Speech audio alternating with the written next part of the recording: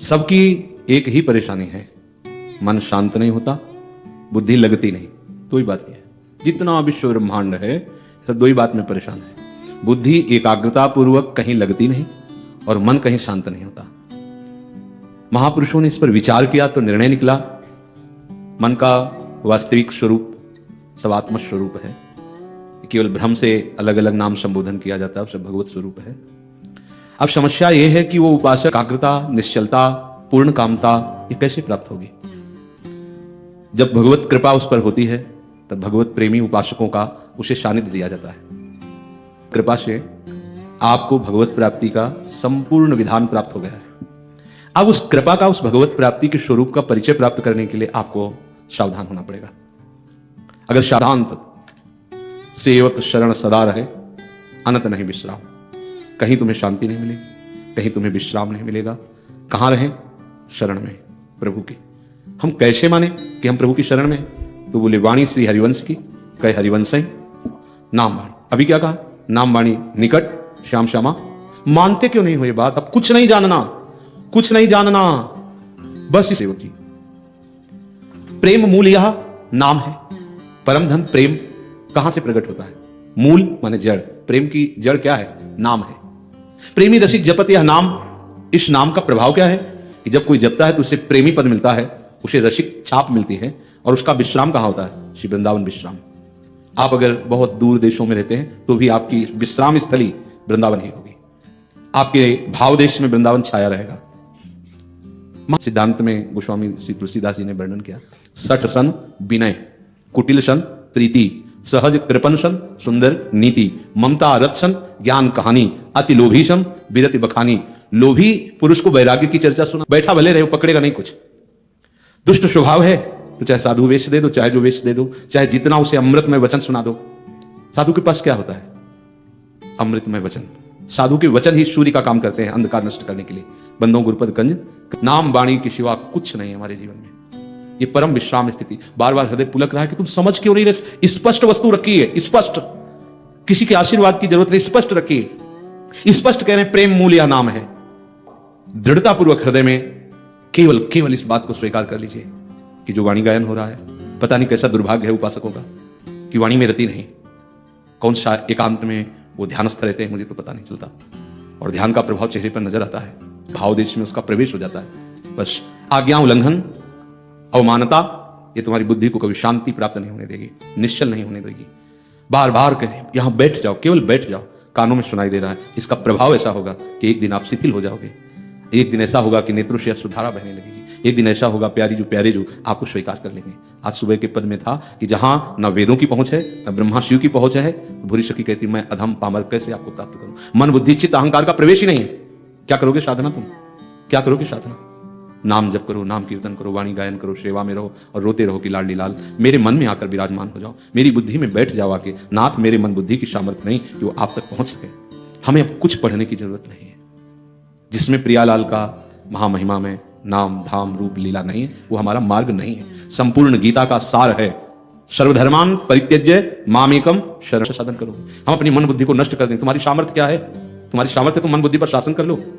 एक मिनट भी मन को नहीं रोक सकते, एक मिनट नहीं। वृंदावन है, परम धाम है, वृंदावन को साक्षी करके हम 1 मिनट समय देते हैं। 1 मिनट, केवल 1 मिनट। तुम्हारी सामर्थ्य नहीं कि तुम 1 मिनट एकाग्र हो सको। ऐसी तुम्हें अध्यात्म शक्ति जागृत नहीं। क्यों व्यर्थ का समय नष्ट करते हो? क्यों अपने आप को जो मिला है उसे खो रहे हो?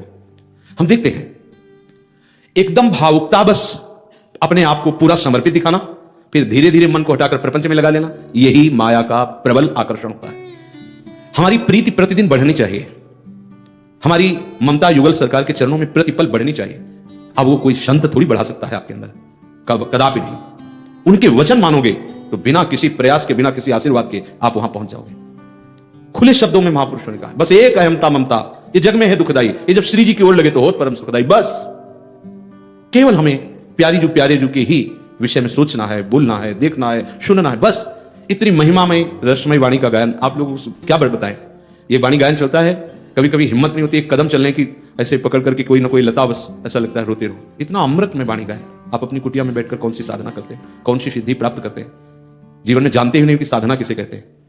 वास्तविक वस्तु की प्राप्ति ये जो सेवक जी कह रहे हैं, नाम बाणी जहां श्याम श्यामा तहां। बैठ जाओ, नहीं कुछ जानना, नहीं कुछ सुनना, नहीं कुछ पाना। हे मेरी लाडली, मेरे तो बनाए कुछ बन ही नहीं सकता, बस सर्वतोभावेन आप में समर्पित है। जैसे सूत मागध बंदी जन राजा का यश गान करते हैं, तो हमारे वृंदावन के राजा दो श्याम राधिका रानी, हम इनको इनका यश सुनाते हैं। आपको गाना नहीं आता, बैठा दो 1 मिनट, शांत होकर 1 मिनट देखो, तुम्हारे अंदर वही चिंतन आएगा जहां तुमने राग किया या द्वेष किया। 1 मिनट देख लो, तुम कैसे साधक हो, पीले पहनो, नीले पहनो, हरे पहनो, गुलाबी पहनो, तुम्हारी बात है।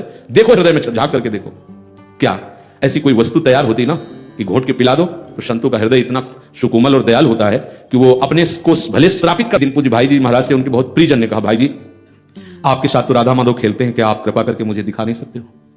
तो भाई जी आंसू भर के बोले कि भैया अगर इतना हो सिद्धांत में छूट होती तो तुम्हें कहना नहीं पड़ता, हम आपको राधा माधव का दर्शन करा देते। पर जब तक तुम्हारे अंदर विकलता नहीं होगी तब तक राधा माधव का इशारा नहीं होगा, और जब तक उनका इशारा नहीं होगा तब तक किसी की सामर्थ्य नहीं।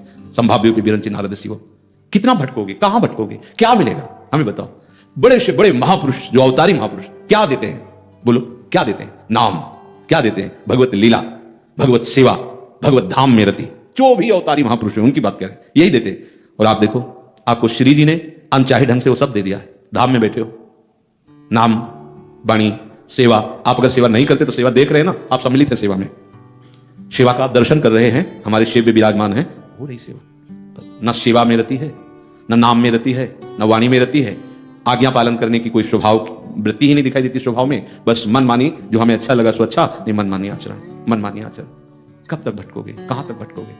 ये हम हृदय की बात इसलिए कह रहे हैं, समझ जाओ, कुछ नहीं जानना। यहां देखो कितने ग्रंथ रखे हैं। बचपन में लगभग 15 वर्ष की अवस्था से लेकर के 25 वर्ष की अवस्था तक 10 वर्ष तो तुम यही समझ लो कि 10 घंटा केवल स्वाध्याय में जाता था। 24 घंटे में संपूर्ण वैदिक सिद्धांतिक उपनिषद महापुरुषों की वाणी स्वाध्याय स्वाध्याय स्वाध्याय सब करके फिर जो बात अभी अभी समझ में आती है तो लगता है कि यार ये बात तो इनको अभी मिल रही, कुछ करने की जरूरत नहीं, फिर पकड़ क्यों नहीं रहे? यही दुरंत माया है, यही मम माया दुरत्या है, उसको समझ में नहीं आता। गुरु कृपा का स्वरूप क्या है? उनके वचन, केवल उनके वचन। ये तो एक बाहरी लीला है, पंच भौतिक शरीरों का ये सब ऐसा, इसका कोई महत्व नहीं। अगर इससे होता ना तो हम सही कहते हैं। अभी सबके एक संत कॉलोनी में थे, वो दौड़ करके चरण पकड़े और ऐसे पानी लेके चरण, उस समय ये था संन्यास वृत्ति में क्यों स्पर्श किया जब हम नहीं कराते, तो उनका हमारा कल्याण हो जाए। उनका अभी चरणामृत उतारो, प्यार से पी जाओ, पर तुम्हारे अंदर वैराग्य और भगवत निष्ठा जागृत हो जानी चाहिए। आज के बाद नाम मत भूलना, लो पियो, हम तैयार हैं। कुछ नहीं होता, ऐसे कुछ नहीं होता। आपको लगेगा शास्त्रों में महिमा है, वो तुम्हारे भाव की महिमा है, इसमें कुछ नहीं रखा। ये सब गाड़ दिया जाएगा, जला दिया जाएगा, बहा दिया जाएगा। ये सब नाशवान जो देख रहे हो, ये दृश्य सब नाशवान है, सावधान। संतों के हृदय में जो अनुभव होता है, वो जो बोलते हैं उसको पकड़ लो, बस परम पद की प्राप्ति हो गई। जो पकड़ ले वही शिष्य, जो गुरु की बात ना माने वो शिष्य नहीं है। चाहे डबल कंठी पहन लो, चाहे और 10-20 कंठी और लाके छुआ के पहन लो, मंत्र पढ़वा के पहन लो, कुछ नहीं होना। लिख लो, जो गुरु के वचन माने, गुरु की आज्ञा में रहे, वही शिष्य। अन्यथा मनमानी आचरण करते रहो, मनमानी आचरण। अनुभव नाम की चीज नहीं होगी, क्रियाएं होंगी, अनुभव नहीं होगा। अनुभव तो जितने भी शास्त्र हैं सब इसी बात से कहते हैं कि गुरु आज्ञा ही सेवा है, और गुरु सेवा तज करे जबान, यह अधर्म यह सभान। कौन सी सेवा किससे चाहते हैं? श्री जी की सेवा में रहो, श्री जी के यश को सुनो, श्री जी के नाम को जपो। जैसे तुम्हारी जीवनी चल रही है ऐसी बड़ी दुर्लभ जीवनी होती है। आप लोग जिस जीवन शैली में जी रहे हैं ये बड़ी दुर्लभ जीवन शैली होती है। आपको जो मिला है ये बड़े भाग्य से मिला है, पर उसको महत्व नहीं। मनमानी आचरण, हमारा मन आया हम आए, हमारा मन आया नहीं आए, तुम्हें गुरु बना लिया, कोई ठेकेदार हो हमारे? आप ही कह रहे हो कि हमारे ठेकेदार हो क्या? वैसे ठेका तो लिया ही आपके कल्याण का। गुरु का मतलब क्या होता है? जो भगवत प्राप्ति करा दे। भगवत प्राप्ति कैसे की जाती? तुम अंगुली मत छोड़ो। हमारी अंगुली क्या है? हमारे वचन। जो हम कह रहे हैं उस पर चलो। अगर नाचने न लगो तो कहना, नियम ले लो कि कभी भी नाम और वाणी से खाली नहीं रहेंगे। फिर देखो क्या होता है, फिर देखो ना, खुद देखो। ऐसे ऐसे सुंदर स्वप्न आते हैं, ऐसी ऐसी भावनाएं जागृत होती, दृश्य बदल जाता है, आनंद मंगल में डूबा रहता है उपासक, उसको कोई मतलब ही नहीं रहता। अब 4 दिन शुरू करोगे, दृश्य बदल जाना चाहिए 4 दिन में। तो जो अनंत जन्मों से अशुभ संस्कार किए हो उनको भस्म करने में समय लगेगा ना। तुम तो केवल निष्ठा में चलो। अगर हमारी आंख मुनते मुनते श्री जी मिल जाए तो बहुत सस्ता सौदा है।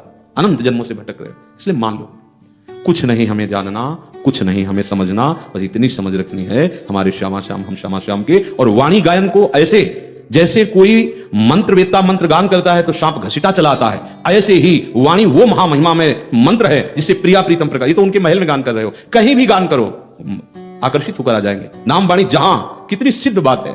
श्याम श्यामा तहां, अभी समझ में नहीं आ रहा। हमें श्याम श्यामा चाहिए। किसको चाहिए श्याम श्यामा? ना आप श्याम श्यामा को दुलार करते हैं, ना आप गुरु को दुलार करते हैं, आप अपने मन को दुलार करते हैं। मन को, मन राजी तो गुरुदेव और इष्ट, मन नहीं राजी तो ना गुरुदेव ना इष्ट। कैसे काम बनेगा? कल कोई समस्या? हम विषयी हैं, हम अजितेंद्रीय हैं।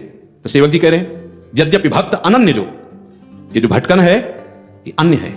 अगर आप अन्य संसर्ग ना करो तो फिर आप देखो कि संसर्ग का परिणाम क्या होता है, साधु संग का परिणाम क्या होता है। केवल अन्य का स्पर्श मत करो। अन्य का स्पर्श मतलब छूने से नहीं है, बुद्धि से है। अन्य आश्रय नहीं, अन्य वार्ता नहीं, अन्य संग नहीं, अन्य विश्वास नहीं। एक भरोसो, एक बल, एक आस विश्वास। फिर आप देख लो कि चमत्कार किसे कहते हैं। ऐसे परिवर्तित होते चले जाओगे। जो बच्चे बचपन से शरणागत हो गए, हम मान सकते हैं कि वो जितेंद्रिय अभी संपूर्णतया नहीं हुए, लेकिन चित्त का समाधान हो चुका है उनका, जिन्होंने ऐसे कर दिया। अब जो ये दुकान की तरह सामान देखते घूमते हैं, तो तुम हमारी सामान को क्या देख पाओगे? जहां प्यारोडुम क्षमते नियच्छि सुखादि नाम, तो यह ध्यानगम, तुम्हारी सामर्थ्य है, तुम देख पाओ क्या चल रहा है, तुम देख पाओगे, क्या समझ पाओगे?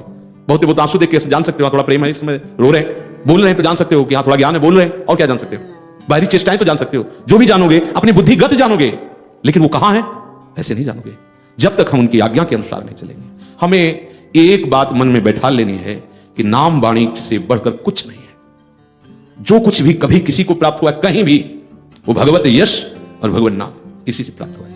रत्नावती जी इतनी महान भागवत केवल भगवत चर्चा से। रत्नावती जी को भक्त भूप कह के संबोधन किया है श्रीनाभा जी ने। ब्राह्मण पत्नियां मथुरा केवल भगवत यश श्रवण से। क्या हम देखते हैं वाणी जी हो रही, बाहर टहल रहे हैं, रोड में खड़े हैं, इधर है उधर है, कोई एकदम ठीक समय पे आ रहा है कि साहब ऑफिस का टाइम केवल इतना है, हाजिरी बजा देते हैं। होना क्या है, क्या होना है? अगर हमारा हृदय असंतुष्ट है आपके आचरण से, तो आप कुछ भी कर लो, कर लो।